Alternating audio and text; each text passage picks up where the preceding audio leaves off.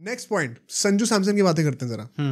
संजू सैमसन पे दोबारा से वही सेम क्वेश्चंस आने लग गए हैं कि क्या वो जो 3 सेंचुरी मारी थी उसके बीच में भी 2-3 डक्स थे वैसे थे, और उसके बाद अब दोबारा ये 2 मैचेस से परफॉर्म नहीं करा है। क्या वो अल्टीमेटली पॉइंट फिर से वही आ गया है कि इनकंसिस्टेंट है? और अभी थोड़ा सा बैकलैश ज्यादा इसलिए मिल रहा है क्योंकि उन्होंने विजय हजारे ट्रॉफी भी मिस करी है, तो वर्क एथिक पे लोग क्वेश्चन उठा रहे हैं। क्या लग रहा है? आई थिंक ये ओपनर्स का जो डिलेमा अल्टीमेटली बैठा है ना, और ये भी मतलब ऐसा टाइप का है कि हम लोग हर 2 मैच में पलटते हैं। आई थिंक अगेन अगर कोई संजू सैमसन के लिए अब ये कह रहा है कि भाई देखो इसमें तो वापस इनकंसिस्टेंसी आ गई, अब इसको निकाल देते टीम से, आई थिंक वो कहना गलत होगा।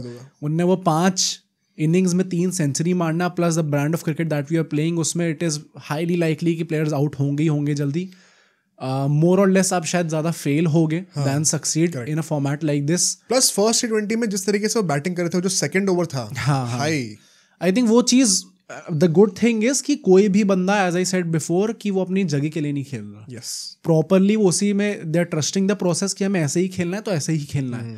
बट क्वेश्चन हमेशा वही आएगा कि ये जो 2 ओपनर्स हमें दिख रहे हैं जो कि स्टार्टिंग से ही पेलने जा रहे हैं एकदम, अभिषेक शर्मा एंड संजू सैमसन, जायसवाल तो फॉर श्योर ही टीम के अंदर आने वाले। नहीं, तो अब ये मेरा अगला पॉइंट बात है कि सैमसन पे क्योंकि क्वेश्चन आ रहे हैं, तो अब लोग ये भी आर्ग्यूमेंट बना रहे हैं कि अच्छा अभिषेक और जायसवाल से क्यों ना स्टार्ट कराया जाए। क्योंकि दोनों ही सेम ब्रांड ऑफ क्रिकेट खेल रहे हैं और अग्रेसिव हैं, लेफ्टीज हैं। अभिषेक शर्मा बॉलिंग भी कर सकता है, सैमसन नहीं कर सकता वो, ऑल्दो फिर विकेट कीपिंग का इशू होगा।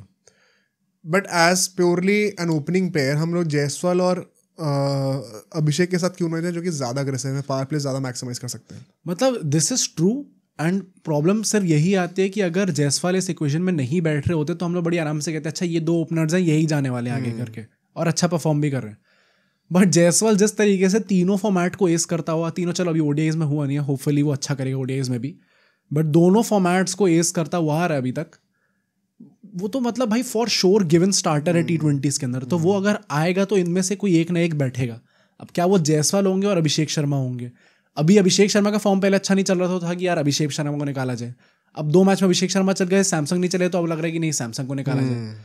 तो जब तक जायसवाल वापस आएंगे तब तक आई थिंक ये डिबेट चलती ही रहेगी, बिकॉज वी एज फैंस हम भी इस चीज के साथ इवॉल्व हो रहे हैं। We are also not use to this कि एक ओपनर जो है वो लगातार भाई परफॉर्म ही नहीं कर रहा, पर ये ऐसे ही मार के खेल रहा है, तो बड़ा पागल है एकदम। तो हम लोग जो एक बेसिक ऑडियंस, जनरल ऑडियंस है इंडिया की, वो खुद भी यूज टू नहीं है इस फॉर्मेट से इतना ज्यादा, कि इस ब्रांड ऑफ क्रिकेट से रादर, तो उनको भी यूज टू होने में टाइम लगेगा। बट सैमसंग का मैं वही कहूँगा यार, उसने वो एक्स्ट्रॉर्डनरी चीज़ करके दिखा दी ऑलरेडी। 5 इनिंग्स में 3 सेंचुरी मारना वॉज एक्स्ट्रॉर्डनरी। तो हम जो उससे एक्सपेक्ट करते थे कि आपको ओवर द टॉप जाके कुछ चीज़ करनी पड़ेंगी ताकि आप अपनी जगह फिक्स कर सको, वो उसने करके दिखाई है। Having said that, Abhishek Sharma का भी भाई जिस तरीके से वो बंदा खेलता है देख के लगता है कि भाई इसको क्यों ना रखा जाए टीम के अंदर। नहीं, अब मैं 2 पॉइंट्स हमें रखना चाहता हूँ सैमसन के लिए। जो लोग को भी ऐसी गलत फहमी थी कि लोग सैमसन के हिटर्स है, आज आपको बड़े खुश होगा ये देखकर।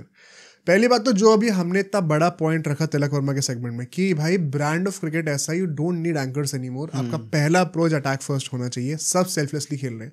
तो वो सेम चीज सैमसन के लिए भी अप्लाई होती है। सैमसन ओपनिंग कर रहे हैं एक ऐसी टीम की जिसको क्लियर डायरेक्शंस मिल रखे हैं कि नंबर 1 का जो बैटर है इससे लेकर नंबर 8 नंबर 9 तक जितने भी बैटर्स हैं, अगर पहली बॉल आपको स्लॉट पे दिख रही है ना, तो वो ग्राउंड के बाहर मारने जाओ। अगर ऐसे डायरेक्शंस मिल रखे हैं तो नेचुरली रेट ऑफ सक्सेस गिरेगा आपका, क्योंकि बहुत ज्यादा रिस्क आ रहा है। तो सैमसन का भी तो वही है ना, सेम चीज सैमसन के लिए भी अप्लाई होती है। अगर हम लोग बाकी प्लेयर्स के लिए कह रहे हैं, स्काई के लिए कह रहे हैं, अभिषेक शर्मा के लिए कह रहे हैं, तो same thing goes for Samson. क्योंकि at this point of time हम सैमसन को अलग तरीके से जज तब करते हैं जब क्लियरली हमें दिखता है कि अच्छा सैमसन को बोल रखा है आपको एक एंड पकड़ के चलना है, और अभिषेक शर्मा को बोल रखा है आपको मार के खेलना है। Eight this point of time everybody is playing with the same intention. तो जैसा अभिषेक शर्मा खेल रहे हैं वैसा ही बैरोमीटर फिर संजू सैमसन के लिए भी रखा जाएगा। एंड उसमें अगर 2 फेलियर्स आ भी रहे हैं तो कोई इशू नहीं है, क्योंकि एटलीस्ट वो बॉल्स को वेस्ट नहीं कर रहे। सेकंड, मुझे ये लगता है जो तुमने कहा ना कि हम एज इंडियन फैंस भी नई चीज देख रहे हैं, बहुत ही इंपॉर्टेंट पॉइंट है। क्योंकि मे बी गोइंग फॉरवर्ड हमें अपने ओपनर्स को जज करने का जो पैरामीटर है ना, वो थोड़ा चेंज करना पड़ेगा। अगर आप एक क्विक फायर 30 बना के दे रहे हो जिसमें आपके पावर प्ले की रन रेट 6 ओवर में 60 से ज्यादा रन हैं, I think you have done your job. आपको 50 मारने की जरूरत नहीं है। आप अगर 15, 16, 20 बॉलों पे 30-35 रन बना रहे हो 150, 160, 170 की स्ट्राइक रेट से, I think you have done your job. उसके बाद अगर 50 नहीं भी मार रहे, शायद आपकी एवरेज वही मतलब 30-35 की ही दिखेगी, but you are actually creating a lot of impact. तो मुझे लगता है कि कोई इतना इशू है नहीं सैमसन जिस तरीके से खेल रहे। प्लस कोई बड़ी बात नहीं, अगले 3 मैच में 200 आ जाएंगे। हाँ, इस वक्त in the middle of the series हमें क्वेश्चन करना बिल्कुल भी सही नहीं है। तो मुझे लगता है सैमसन को जिस तरीके से उनका रोल दिया गया है उसके हिसाब से जज करो, और गोइंग फॉरवर्ड टीम की जो स्ट्रैटेजी है उसके लिए ओपनर से क्या एक्सपेक्टेशन रखनी चाहिए वो भी समझना जरूरी है। दोनों चीज को अगर हम लोग कॉन्टेक्स्ट में लेके चलेंगे तो आई don't think it is that bad. And having said this मुझे ये भी लगता है कि ये जो 3 प्लेयर हैं, आई थिंक अभी तीनों की जगह पक्की नहीं है भाई। आई थिंक जायसवाल का भी it is good for Indian cricket. हाँ, it is good for Indian cricket, but मुझे ऐसा लगता है कि जो मतलब जायसवाल का मैंने अभी बोला कि जायसवाल आएगा, ऐसा देख के लग रहा है हर चीज़ एस कर रहा है, तो T20 में वापस क्यों नहीं आएगा जब इतना अच्छा खेल रहा है। तो एट द सेम टाइम 2027 तक हम लोग 35 ODI भी खेलने वाले हैं, टेस्ट क्रिकेट चलता ही रहने वाला है।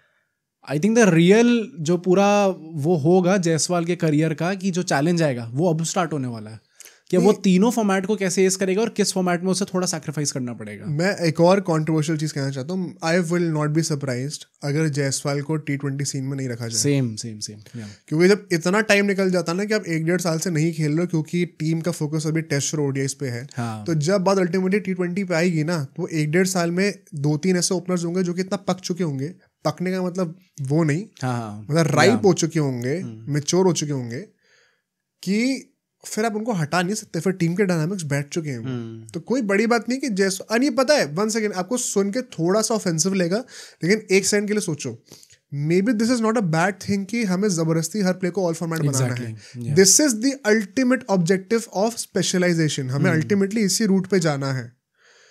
तो अगर ये हो भी रहा है तो I am not against it. Abhishek Sharma को अभी खेलते हुए 1 साल भी नहीं हुआ है भाई, जो पोटेंशियल है ही can very easily play the role of Jaiswal, plus वो बॉलिंग भी करते हैं। संजू सैमसन जिस तरीके से खेल रहा है विकेट कीपर, मैं 3 प्लेयर्स का नाम लूंगा, मुझे लगता है अभी इन तीनों का तो कोई चांस ही नहीं है। ऋतुराज गायकवाड़, शुभमन गिल और Rishabh Pant. Right now you can not make a case for any of these. कोई बड़ी बात नहीं है शुभमन गिल को वाइस कप्तानी से भी हटा दिया जाए। गिल अभी आकर कहाँ पे खेलेंगे भाई, किसकी जगह पे खेल लेंगे? पंत क्या अभी उस लेवल पर खेल रहे हैं जो कि सैमसन खेल रहे हैं? क्या ऋतुराज गायकवाड़ में वो स्ट्राइक रेट की कैपेबिलिटीज है जो कि अभिषेक शर्मा और सैमसन में है, जो कि तिलक वर्मा दिखा रहे हैं इस वक्त? भाई मुझे नहीं लगता इन तीनों प्लेयर्स का भी चांस बन रहा है इस टीम में। 2026 के वर्ल्ड कप की अगर हम लोग बातें कर रहे हैं, अभिषेक शर्मा और सैमसन अभी लग रहा है they are the way to go. And कोई एक बंदा अगर एक वाइल्ड कार्ड एंट्री दे सकता है तो वो जायसवाल है। No Gaikwad, no Gill, no Rishabh Pant, अभी तो चांस ही नहीं है। सो आई डोंट थिंक कि वी शुड जज Samson on the basis of 2 innings. जो आगे जाके सब प्लेयर्स के लिए मैं यही कहूंगा कि T20 में इतना ज़्यादा रिस्क लेने वाले हम लोग कि सबके पर मैच रन्स कम ही होंगे और फेलियर्स ज़्यादा दिखेंगे हमको, बट टीम का इम्पैक्ट बढ़ता रहेगा, वो इम्पोर्टेंट बात है। अब सोचो अगर एक क्लिप इतनी बढ़िया थी तो पूरा का पूरा पॉडकास्ट कितना बढ़िया होगा। तो अगर आपको इसी क्लिप का पूरा पॉडकास्ट देखना है तो यहाँ पे क्लिक करिए, और अगर आपको ऐसे ही और क्लिप्स बिंज वॉच करनी है तो यहाँ पे क्लिक करिए।